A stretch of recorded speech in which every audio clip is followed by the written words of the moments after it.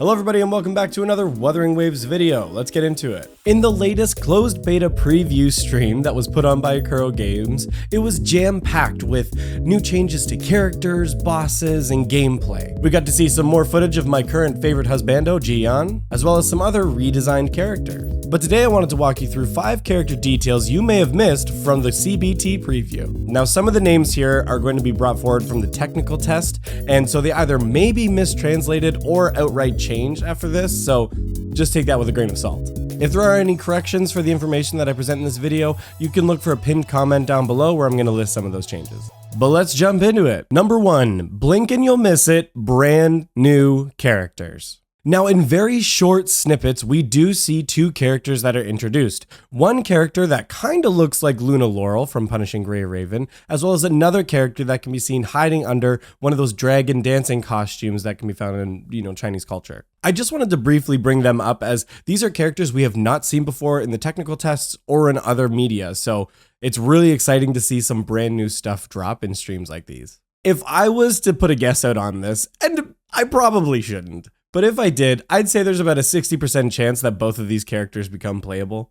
With this stream just literally being like the first drips of the characters being revealed, but either way, I'm excited to learn more about them. I think one of the biggest takeaways overall from this stream and from what we've been seeing pushed up by Kuro in general is they're trying so hard to build hype around Wuthering Waves, and I'm here for it. I know that's been a big gripe about the PGR community, that they just feel like it wasn't pushed enough and it hasn't been getting the attention it deserves, and you can see Kuro does not want to make the same mistake with Wuthering Waves, and they're going hard, and I love it. Point number 2 is that silver fox with those sweet looking sunglasses that has brought about some pretty amazing memes for the Wuthering Waves community. This is Chishu. I may have messed up the pronunciation, so I'm gonna have it written on screen for a sec. I'm an English speaking guy and it's very difficult for me to pronounce these names, but I think that's how you pronounce it. This was not the first we've seen from this character, as they were included in the previous technical test that happened last year. However, in that technical test, they were only an NPC that was included in one of the tests during that time. So it's really exciting to see more details of them actually brought in. As far as I'm aware, he has not been officially confirmed as a playable character, but that I could have just missed that. I did a lot of digging for this and I didn't seem to find anything that confirmed it specifically, but I haven't seen it officially confirmed. That is to say, I would be shocked if he wasn't, based on how much they're including him in the media and in the previews that they've added in this release, as well as something else that we learned from another character later on in this list. So I'd say with pretty much certainty, I think he's going to become a playable character, but just wanted to mention, this isn't the first time we're seeing him. Before we get to the next point, guys, make sure to drop a like and subscribe to the channel. It helps support the growth of this channel, and I greatly appreciate it. Thank you so much. Number 3, Tao Chi's quick cameo. In a blink and you'll miss it moment during the combat demo with Yang Yang and Danjin, we see a pink-haired character swap in to quickly pop off their ult before transitioning to another character. This claymore-wielding beauty is Dao Chi, or previously known as Dao Hua during the previous technical test. At least at the time of the technical test, she was a claymore-wielding dark element character. I'm going to throw dark in quotations there because I think that's Havoc in Wuthering Waves, but again, still waiting on some confirmation of those pieces. The beta is going to bring a lot of clarity there. Now, I spent a bit of time analyzing the footage in the few frames that we have of her to what we saw during the technical tests, and it doesn't seem like her character has gone through much of a redesign during that time. I know there was a few people who were concerned about her assets, especially after the infamous Yang Yang nerf, you bunch of degens. But as best I can tell, she seems relatively unchanged from a model perspective or the overall costume design perspective. The only dramatic change that I could seem to find was some of the elemental flair that was added to it, just like what we saw when the Danjin comparison side by side, that Havoc element or whatever that is, that's what's really gotten an overhaul since that technical test. Although I would be shocked if she didn't get any other redesigns to her, considering a lot of the other initially launched or released characters have all had some changes to their design since then, like what we've seen with Yang Yang, Baileon, Xixia. Like in the case of Xixia, some pretty extreme overhauls. So I'd be surprised if there wasn't any more changes, but we'll have to wait and see. Number 4 is an unexpected redesign. Now, up until this point, Kuro's been pretty upfront about changes that they've made to the characters, usually releasing blog posts kind of walking through the designs or releasing other media and information, announcing the changes.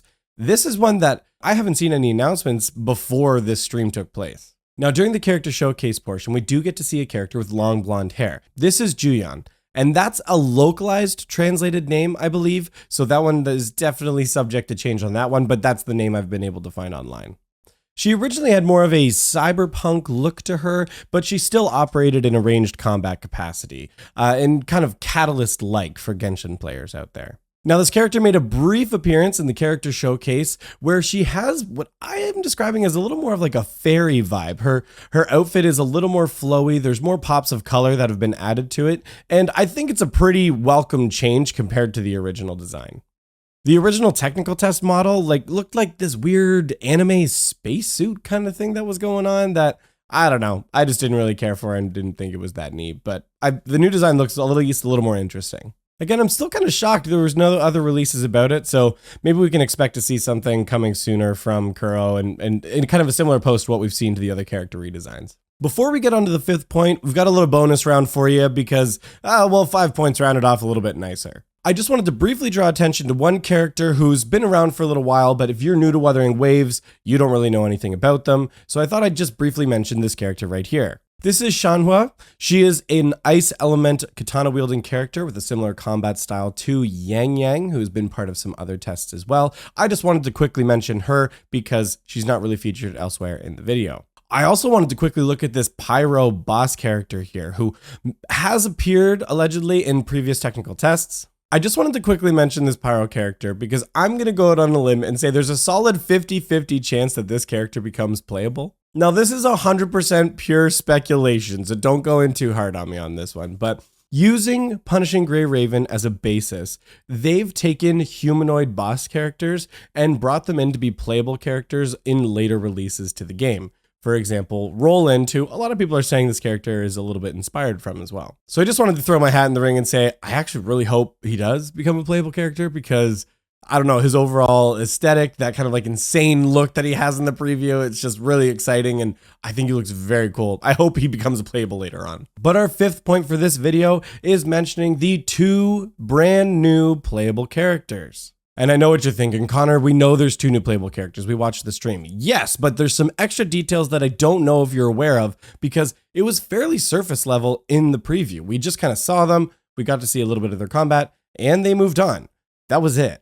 So I wanted to mention a few details really quick and just draw attention to certain things that I noticed in the game. So the first one is for the new red character. A name I've been able to track online is Baer. I don't think I've pronounced that one correctly, but that is a translated name from a previous technical test because this character I have on good authority that was in that technical test as well. Also another NPC character that now has just been officially confirmed as playable. That's what I was mentioning earlier when we were talking about Chishu becoming a playable character as well, even though he was an NPC. Well, we're seeing an example here of that already happening, so I think it's very likely. Continuing on with Bear, though. Look, for now, I'm just going to say Bear because it's just easier. Obviously, as we know, the animations were brand new, never been seen before, which was really exciting to see. But I just wanted to comment on a little bit on his combo there. As you can see in the clip right here, we can see that he's got a mix of almost Catalyst-like attacks or summon-like attacks that we've seen with Baileon, but also mixing in the pistols as well into the combat. And I just think that looks so cool, and it looks very different from what we've seen in the other characters so far, being fairly locked into their, combat element. And so, I don't know, it just had this extra flair to it that I wanted to point out as being fairly unique so far. I also wanted to just draw attention to the character design itself, where we can see on the splash art here, he's got these red dragon scales popping through, and so clearly there's some kind of dragon aesthetic going on. I wonder if there's some kind of connection with Ji-Yan, because Ji-Yan also has this dragon connection as well, being more of like a blue and green color. But if we look at Bear's eyes here, like they look like they have slits in them, like they're serpent-like or that they're dragon-like. So clearly there's a dragon motif taking place. Ji-Yan has a dragon motif taking place. And so I just wonder what kind of connections we're going to see between the characters down the line, if any, but that's just some early speculation I wanted to throw out there. And for the new blue dude character, unfortunately, This is the least amount of information we have on anybody. Spare those blink and you miss it new characters at the beginning. I mostly just wanted to bring him up because I just wanted to again acknowledge his combat animations, and I just love the style and flair that has been placed on the character. One, I think the fedora is absolutely awesome in like an ironic kind of way, but it just works. And I again love the little element where during his combo, you see him actually take off his hat and he's holding it in his hand while he's doing his melee combat. And I don't know why that just speaks to me on such a level. And maybe it's because we've had some like really hilarious character designs in previous games, in a lot of other anime, that you're just like, there's no way that's staying on you. Like a character with like some kind of scarf draped over their shoulders and they're jumping through the air, or another character with a hat that just never falls off. And so I just was really excited to see them incorporate that just little extra piece into it. And this, I guess this is a little bit of like my Kuro appreciation moment of like, I think they're doing great with these character designs, and I'm really excited to see what else comes.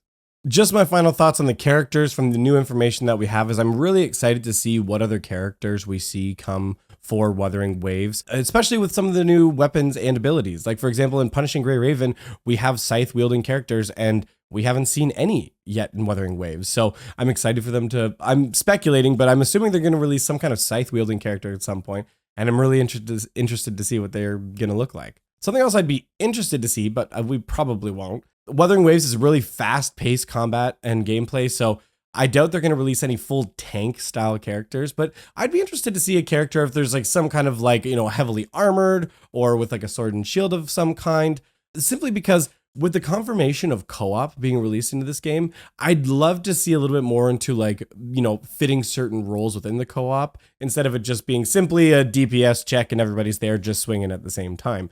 So I'd like to see them incorporate characters that work well in those team combinations, get a little bit of a different style there. I think actually with the Fedora character and seeing the style with him, I think we're moving in a good direction, but I mean, I don't have my hopes up for anything that heavy. All I know is we just need a character with a big heavy hammer now, like Dark Karenina, and I'm set. But that brings us to the end of the video, guys. Thank you so much for watching. I hope you found this video informative, and let me know if there's anything else I missed below. Like I said, if there's any corrections, they'll be in the pinned comment down below, or if there's anything you noticed in the characters in the release that I didn't, leave those down below, and maybe we'll do a part 2 about this, consolidating some of those details. I know there's a little bit of theory crafting going on around the game, and it's just really exciting. A lot of us are really excited for this.